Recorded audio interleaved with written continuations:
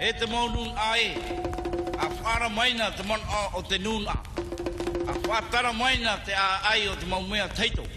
Ia hiti mai te marmarama ini ei te pō, ia a te ao no amuri a.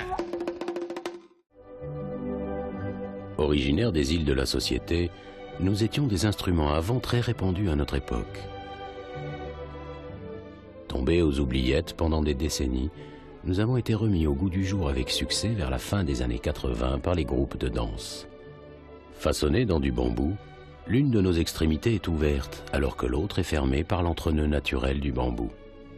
Une embouchure a été aménagée au-dessus et plus loin, d'autres perforations ont été placées en fonction des sons que l'on voulait nous voir produire. Nous sommes des vivots, des flûtes nasales.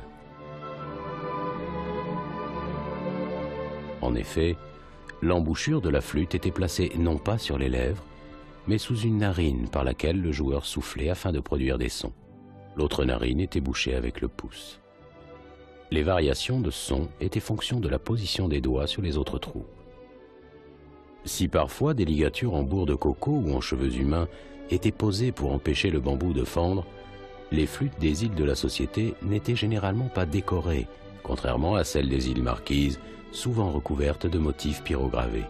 Nous avons été recueillis par George Bennett, missionnaire de la London Missionary Society, qui séjourna en Polynésie de 1821 à 1824. Nous avons ensuite voyagé jusqu'en Angleterre, où on nous retrouve dans la célèbre collection Hooper, rachetée par le territoire. C'est ainsi qu'en 1978, nous sommes enfin rentrés au pays et avons rejoint les collections du musée de Tahiti et des îles.